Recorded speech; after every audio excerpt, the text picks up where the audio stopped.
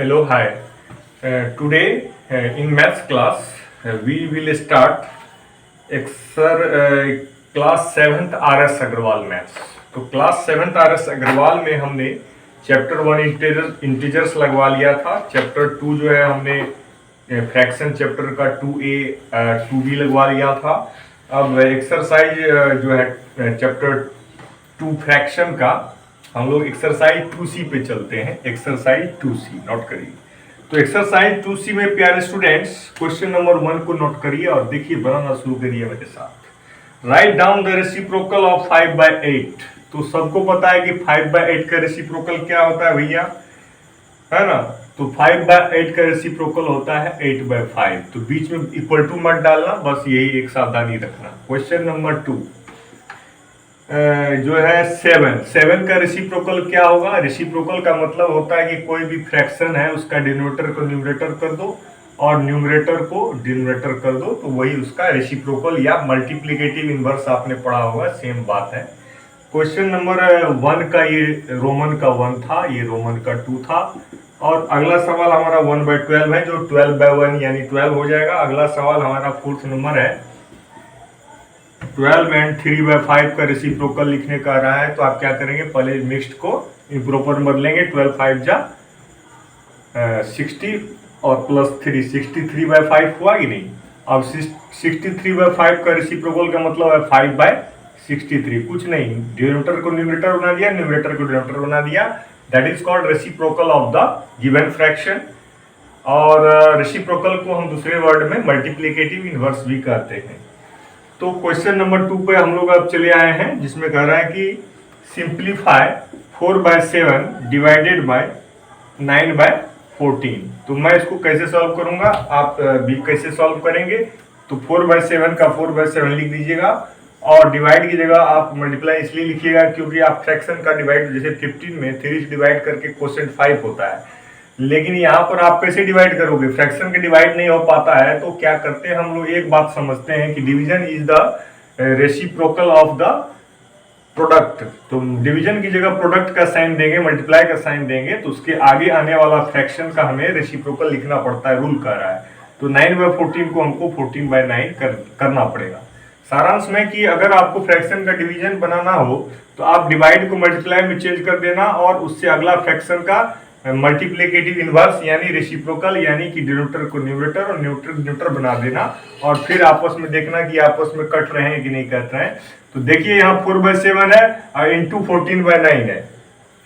तो क्या है कि हमारा 7 से 14 जो है 7 2 जा 14 और कोई नंबर्स कट नहीं रहा है, 4 2 जा 8 और नीचे में 9 का 9, 8/9 हमारा करेक्ट आंसर आ गया। तो देख रहे हैं कि हमारा क्वेश्चन नंबर 2 भी सॉल्व हो ही गया है।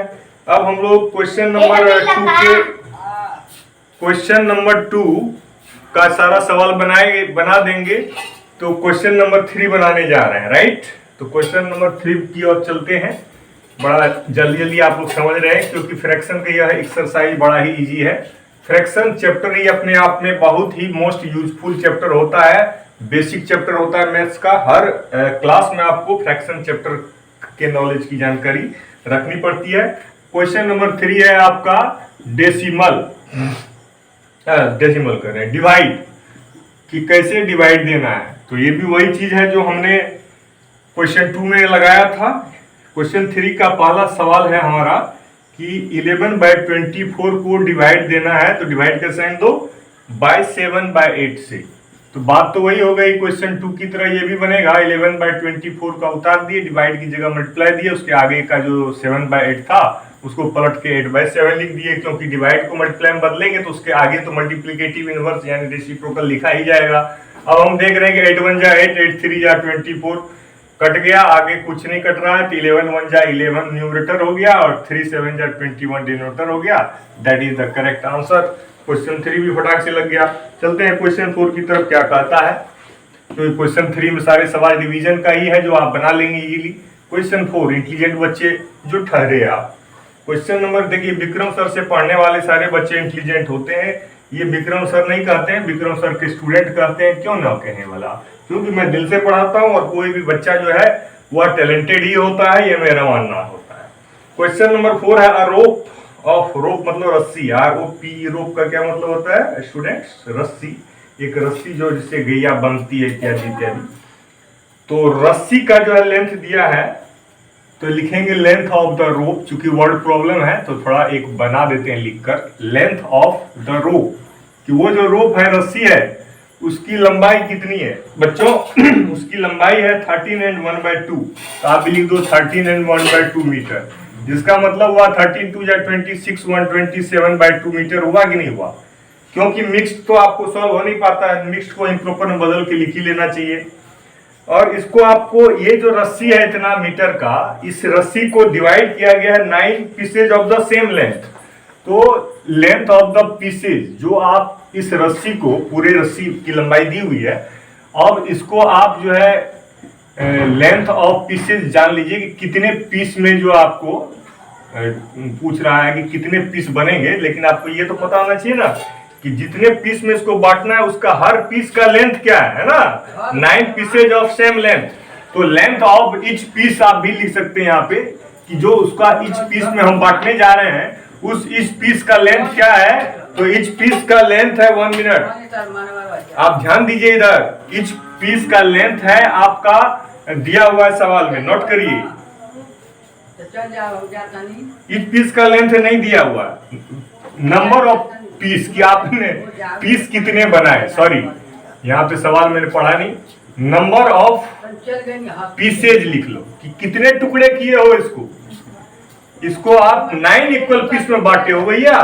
तो पूछ रहा होगा what is the length of each piece, तो आप 1 सेकेंड में समझ जाओगे कि लेंथ ऑफ ईच पीस क्या होगा। तो लेंथ ऑफ ईच पीस क्या होगा? 1 minute. Length of each piece क्या होगा ध्यान दीजिए। अब मान लीजिए आपके पास 20 मीटर की एक लंबी रस्सी है, 20 मीटर की एक लंबी रस्सी है, उसको आप 5 इक्वल पीसेज में काट रहे हो, तो बताइए कि हर पीस का लेंथ क्या होगा? तो आप 20 का जो टोटल लेंथ है उसको डिवाइड करोगे ना, जो आप उसको कितने टुकड़े में बांट रहे हो, 5 टुकड़े में बांट रहे हो, 5 बराबर बराबर टुकड़े में बांट रहे हो 20 मीटर को, तो 20 को डिवाइड कर दो 5 से, तो 4, इसका मतलब 4 जो है सेंटीमीटर या मीटर जो भी है उसका जो है हर टुकड़े का लेंथ होगा। तो लेंथ ऑफ ईच पीस क्या होगा? जो हमारा टोटल लेंथ होता है उसमें डिवाइड दे देते हैं कि कितने पीस हमने उसको डिवाइड किया था 9 पीस में, तो 9 से डिवाइड दीजिए। तो 9 को अकेला काय लिखिएगा, 9/1 लिख लीजिए। अब इसको यहाँ पे सॉल्व कर दे रहा हूँ, 27/2 का 27/2 डिवाइड को मल्टीप्लाई में बदला तो 9/1 पलट के हो गया 1/9।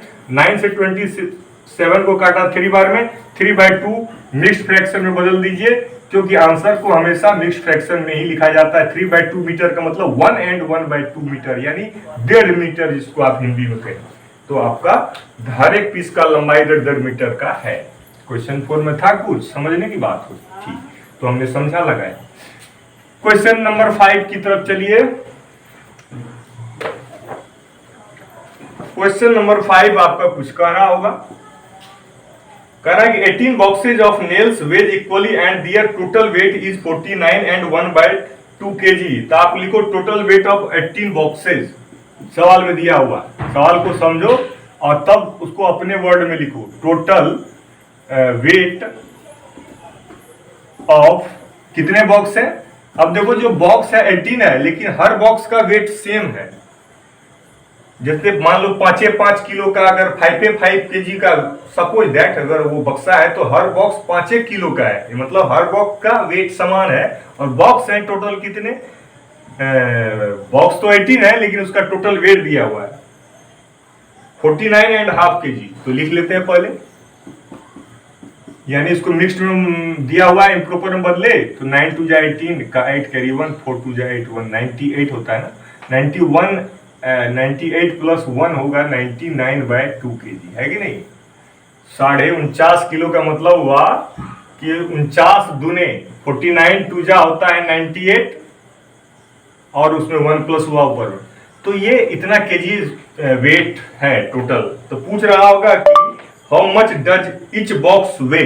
There's no internet connection right now because you're in airplane mode. Her box का वेट क्या है? तो आप समझ ही गए होंगे, आप लिख लीजिए आंसर का स्टेटमेंट। कि वेट ऑफ ईच बॉक्स। अब मैं आपको एक सवाल पूछता हूं कि आपके पास 5 बॉक्सेस हैं और 5 टोटल बॉक्सेस का वेट है 100 केजी, राइट। आपके पास 5 बॉक्सेस हैं और उस 5 बॉक्सेस का टोटल वेट है 100 केजी। तो अगर आपको पता है कि आपके पास 5 बॉक्स है और उसका टोटल वेट 100 केजी है, तो बताइए तो हर बॉक्स का वेट कितना है जब वो बराबर बराबर है। तो आप फटाक से क्या करिएगा, टोटल वेट 100 केजी में 5 बॉक्स थे आपके पास, 5 बॉक्स से डिवाइड कर दीजिएगा तो आया 20 केजी। तो हर बॉक्स का वेट 100% 20 केजी था, तब तो 25 या 100 केजी का 5 बॉक्स का टोटल वेट आ गया। यानी यहाँ भी आपको जो टोटल वेट है 99/2 केजी, इसमें आप डिवाइड करना पड़ेगा कि बॉक्स कितने थे, 18 को लिख दीजिए 18/1। अब इसको सॉल्व करने तो आपको आता ही है, डिवाइड को मल्टीप्लाई में बदलो और उसके बाद वाले फ्रैक्शन को पलट दो। अब 99 और 18 हम देख रहे हैं कि 9 से कट रहा है, 9 2 जा 18 और 9 11 जा 99। अब ऊपर में बचा 11, नीचे में बचा 4, मिक्स्ड फ्रैक्शन में बदल दीजिए।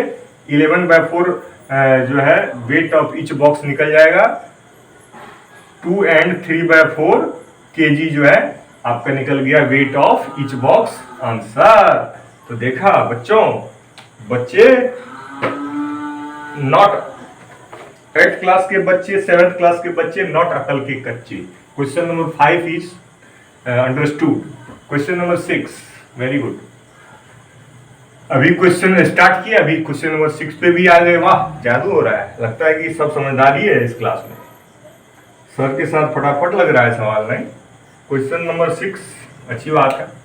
क्वेश्चन नंबर 6 क्या है, by selling orange at the rate of 3 and 3/4 rupees per orange, यानी कॉस्ट ऑफ पर ऑरेंज का मतलब एक एक ऑरेंज को उसको कितने में बेच रहा है। तो बेच रहा है वो रुपीज 3 and 3/4 रुपीज में। वो सॉल्व किए तो 4 3 12 3 15/4 रुपीज आया। एक ऑरेंज का को बेच रहा है 15/4 रुपीज में, और टोटल उसको जो है उसको मिल रहा है कितना, टोटल इनकम उसको कितना हो रहा है बेचने पे, मतलब टोटल वो कितना टोटल मनी गॉट या गॉट, टोटल ही गेट्स लिख लो, टोटल मनी ही गेट्स लिख लो कि वो कितना रुपया पाता है टोटल को बेच करके। तो टोटल रुपया वो पा जाता है 210 रुपीज पा जाता है। तो पूछ रहा होगा, है ना, कि कितने उसने ऑरेंज बेचे। तो देखो, how many oranges does he sell, yes. तो आंसर का स्टेटमेंट एक ही बार में निकलेगा कि number of oranges he sells equal to number of, बोल के लिखो, number of oranges he sells, कि कितने ऑरेंज वो बेचता है। तो टोटल कितने रुपये का ऑरेंज बेचा था भैया, 210 रुपीज का। उसमें डिवाइड कर दो कि कितने था, एक ऑरेंज का कॉस्ट कितना था 15/4 से। तो 210/1 का 1 रहने दो और डिवाइड को मल्टीप्लाई में बदलोगे तो 15/4 पलट के हो जाएगा 4/15। और 15 से जब आप काटोगे 210 को तो 15 1 जा 15, 6 21 होता है, 6 पे 0 60, 15 4 जा, यानी 14 बार में कटा, 14 4 जा 56 ऑरेंज उसने बेचा था, तभी जाके उसको 210 रुपया मिला होगा ना, क्योंकि 56 ऑरेंज को अगर आप 15/4 से मल्टीप्लाई कर दोगे तो आपको 210 रुपीज आ जाएगा। तो ऐसे ही क्रॉस चेक कर रहा था सवाल। तो क्वेश्चन नंबर 6 आपका बड़ा इजी था ना। ये सब सवाल जो है आपको यूनिटरी मेथड टाइप का है कि एक ऑरेंज इतना है, कॉस्ट इतना है, तो 10 ऑरेंज का कॉस्ट मल्टीप्लाई कर दो। 10 ऑरेंज का कॉस्ट आपका दिया हुआ है तो एक ऑरेंज का कॉस्ट निकाल लो। फिर आपको अगर ये कह रहा है कि एक ऑरेंज 3 रुपये का है और टोटल 30 रुपया बेच के मिल रहा है, तो बताओ कितने ऑरेंज बेचा। तो टोटल 30 रुपया में एक ऑरेंज का कॉस्ट जो है 3 से डिवाइड दे दिया, इसका मतलब 10 ऑरेंज बेचा। 30 डिवाइडेड बाय 3 10 नहीं होता तो क्या होता है। क्वेश्चन नंबर 7, जब मैथ्स लगाते हो तो समझ लो कि इजी होता है मैथ्स। क्वेश्चन 7 होता है मैंगोज आर सोल्ड एट, यही है सेम चीज। क्वेश्चन नंबर 8 पे चलते हैं। क्वेश्चन नंबर 8 क्या है कि विकास कैन कवर अ डिस्टेंस। देखो टोटल डिस्टेंस जो है, डिस्टेंस हम देखते हैं कि विकास जो है टोटल डिस्टेंस जो कवर किया है उसको हम लिख देंगे total distance covered equal to, वो सवाल का हम सीन वर्ड प्रॉब्लम में बना देते हैं। 20 एंड 2/3 किलोमीटर मतलब 23 जा 60 और 60 में 2 प्लस कर दे 62/3 किलोमीटर। 62/3 किलोमीटर जो है उसने टोटल डिस्टेंस तय किया। तो कितने घंटे में तय किया, टाइम टेकन। अब इस डिस्टेंस को तय करने में उसको टाइम लगा है 7 चौके 7 4 जा 28 और 3 31/4 आवर्स। 31/4 आवर्स उसको लगे। तो how many kilometre per hour does he walk. अब पूछ रहा है कि जो वॉकिंग करता है वो 1 घंटे में कितना किलोमीटर वॉक करता है। तो आपको 31/4 आवर्स में वो वॉक करता है 62/3 किलोमीटर। तो 1 घंटे में वो कितना वॉक करेगा, तो इतना डिवाइडेड बाय इतना। मान लो तुम, मैं यहाँ पे एक छोटा सा सवाल पूछ रहा हूं कि क्यों डिवाइड ही होगा। तुम जो है 3 आवर्स में बेटा 21 किलोमीटर जाते हो, तो 1 आवर में कितना किलोमीटर जाते हो। तो 21 डिवाइडेड बाय 3 करोगे तब ना तुम कहोगे 7 किलोमीटर जाते हैं सर, नहीं समझे। 3 घंटे में 21 किलोमीटर जाते हो, तो 1 घंटे में 21 डिवाइडेड बाय 3 यानी 7 किलोमीटर। यानी इतना डिवाइडेड बाय इतना करना है तुमको। बात समझो, 62/3 किलोमीटर को डिवाइड कर दो 31/4 से। अब तो तुम्हें आता ही है।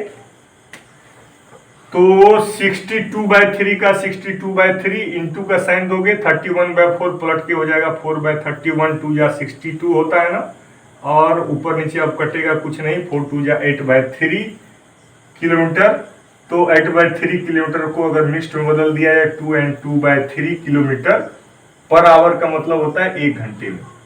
यानी कि वह आदमी 1 घंटे में 2 and 2/3 किलोमीटर के रेट से वो वॉकिंग कर रहा होगा, तभी वो 31/4 आवर में 62/3 किलोमीटर चला गया। तो ये है होता है हमारा सवाल बनाने का तरीका। क्वेश्चन नंबर 8 भी हमारा लग चुका है। Question number 9। क्वेश्चन नंबर 9 क्या कह रहा है आपका कि Preeti bought 8.5 kg of sugar 4 rupees इतना, find the price of sugar per kg, है ना। देखिए यहां पर 2 बातें लिख लेंगे तो तीसरी बात आंसर है वो आ जाएगा। 2 बातें क्या क्या हैं। 2 बातों में पहली बात ये है क्वेश्चन नंबर 9 में कि टोटल शुगर प्रीति ने कितना खरीदा, ये बात जानना जरूरी है यहाँ पे। तो Preeti bought sugar equal to total sugar उसने मार्केट से कितना केजी खरीदा था। तो हम क्वेश्चन नंबर 9 में पढ़ रहे हैं कि वो 8.5 किलो खरीदा था। तो 8 2 या 16 117/2 केजी खरीदा था, राइट। अब क्या किया, तो उसका टोटल उसको कितना कॉस्ट पड़ा वो भी लिखा हुआ है। टोटल कॉस्ट ऑफ शुगर जो है उसको पड़ गया था, मतलब इतने केजी का। आप ये समझ लो टोटल कॉस्ट ऑफ, या आप ऐसे समझ सकते हो कि total cost of 17/2 kg sugar का उसको दुकानदार कितना रुपया काटा था, 148 and 3/4 रुपीज। तो 148 and 3/4 रुपीज को सॉल्व करा तो देखिए 148 into 4 क्या होता है ना, 8 से बदले 2 में 3 4 16 3 में 1 592 रुपया में 3 रुपया जोड़ दोगे तो 595 रुपया बटे 4 रुपया जो है तुमको टोटल कॉस्ट उसको पड़ा कितने केजी का, 17/2। तो पूछ रहा होगा कि उसने कितने जो है क्या पूछ रहा है question, find the price of sugar per KG. अच्छा, कि पर केजी का मतलब होता है 1 केजी। अरे भाई शुगर का कुछ तो रेट होगा, 1 केजी का कुछ तो रेट होगा। और हम ये यहाँ समझ सकते हैं यूनिटरी मेथड कि कॉस्ट यहाँ पर ऐसे समझो कि 17/2 केजी शुगर है तो उसका कॉस्ट है 595/4 रुपीज। तो 1 केजी का शुगर का कॉस्ट क्या होगा, इसमें डिवाइड होगा इसमें से। जैसे मान लो 5 केजी शुगर का कॉस्ट है 200 या 5 केजी शुगर का कॉस्ट है मान लो लेते हैं 50 रुपीज। 5 केजी शुगर का कॉस्ट कितना है 50 रुपीज।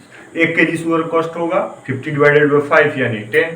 तो वही बात है, इतना डिवाइडेड बाय इतना। अगर 1 kg शुगर का कॉस्ट निकालना है ना तो 595/4 और डिवाइडेड बाय हो जाएगा 17/2। फ्रैक्शन का डिवीजन है इसमें पूरे एक्सरसाइज में। रेसिप्रोकल का मतलब रेसिप्रोकल वाला चैप्टर है ये। तो 595/4 एज इट इज रहेगा, डिवाइड मल्टीप्लाई में चेंज हुआ 2/17 बन गया। 17 से ये पक्का कट रहा होगा क्योंकि सवाल मिला रहता है ना। 17 3 जा 51 बचा 8 और 85, 17 5 जा 85। मेरा अंदाजा सही था। 2 से 4 कटा 2 बार में तो 35/2 रुपीज आंसर आया। 1 kg शुगर का कॉस्ट क्या हो गया 35/2 रुपीज को हम अगर मिक्स में बदलेंगे तो 17 रुपया 50 पैसा, या तो ऐसे लिख दो या नहीं तो 17 रुपया 50 पैसा को 17.50 रुपीज जो है आपका आंसर आ जाएगा। 1 kg शुगर का कॉस्ट पूछ रहा था तो रेट ऑफ शुगर हम लोग निकाल लिए क्वेश्चन नंबर 9 में। चलिए क्वेश्चन 9 भी बन गया ना आपका। कल क्वेश्चन नंबर 10 लगा देंगे। तो क्वेश्चन नंबर 10 में आपका क्या कर रहा है, if the cost of notebook is इतना और how many notebook can you purchase. देखिए यहाँ भी वही बात है, क्वेश्चन 10 में टोटल कॉस्ट दिया है नोटबुक का और फिर इफ द कॉस्ट, हाँ एक नोटबुक का कॉस्ट दिया है, टोटल नोटबुक जितना भी खरीदा है 5 10 15 उसका टोटल कॉस्ट दिया हुआ है। तुम क्या करना, जितना टोटल कॉस्ट ऑफ नोटबुक्स है उसमें से एक नोटबुक का जितना कॉस्ट है से डिवाइड दे देना, उसको पता चल जाएगा उसने कितने नोटबुक्स खरीदे थे। क्वेश्चन नंबर आपका यही ऐसे बनेगा। क्वेश्चन नंबर 11 में कह रहा है at a charity show the price of each ticket दिया हुआ है, टोटल अमाउंट कलेक्ट इतना है, तो कितना टिकट बेचा गया था बताओ। चैरिटी शो में हर टिकट का जो है कॉस्ट 5 रुपीज है और टोटल मनी इकट्ठा हुआ है 50, तो 50 रुपया में 5 एक टिकट का कॉस्ट था तो 10 टिकट बिका है। 50 भागा 50 डिवाइडेड बाय, जैसे मतलब total money collected divided by the cost of each ticket कर देंगे तो हमें कितने टिकट्स बिके पता चलेगा। चैरिटी शो मतलब आप जानते होंगे कि ऐसे ही शो होता है फ्री में। Question number 12, a group of student arrange a picnic, कुछ बच्चे मिलकर एक पिकनिक अरेंज किया। ईच स्टूडेंट कंट्रीब्यूटेड इतना रुपीज, तो टोटल कंट्रीब्यूशन दिया हुआ है कि हर बच्चे ने मिलकर के जो टोटल मनी इकट्ठा किया। टोटल मनी मान लो कि तुम्हारे क्लास के कुछ बच्चे ने पिकनिक अरेंज किया और दिया है कि हर बच्चे ने आपका जो है 10 रुपीज दिया और कुल मिलाकर के जो है 600 रुपीज कलेक्ट हुए। तो बताइए कितने बच्चे ने पिकनिक में भाग लिया था, कंट्रीब्यूट किया था मनी। तो जैसे ही आपको पता है कि total money contributed equal to 600, यानी हर पूरा जो पैसा इकट्ठा हुआ वो 600 इकट्ठा हुआ और हर बच्चे ने 10 रुपीज दिया था, तो 600 डिवाइडेड बाय हर बच्चे ने जो 10 दिया था कर दो, तुम्हें पता चल जाएगा 60 बच्चे जो है वो पिकनिक में जाने के लिए पैसा दिया था। ये भी इसमें डिवीजन है। क्वेश्चन नंबर 13 में थोड़ा समझा दूंगा तो आप बनाने में इजी होगा आपको। क्वेश्चन नंबर 35 मिनट लगेंगे मुझे समझाने में आपको। अब आप पे डिपेंड है कि आप जानना चाहेंगे तो आप 2 मिनट में समझ जाएंगे।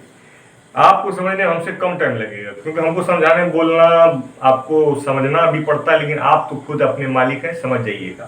क्वेश्चन नंबर 13 कह रहा है ना कि 24 लीटर ऑफ मिल्क का डिस्ट्रीब्यूशन जो हुआ था वह एक हॉस्टल में हुआ था। एक हॉस्टल में बच्चों के बीच में बराबर 24 लीटर ऑफ मिल्क को, टोटल मिल्क है 24, उसको बांट दिया गया और हर बच्चे को कितना दूध मिला वो दिया हुआ है 2/5 लीटर मिला। तो how many students are there. अब मैं पूछ रहा हूं कि मान लीजिए आप हॉस्टल में आपके कुछ बच्चे हैं, उस बच्चों के बीच में टोटल दूध जो है 21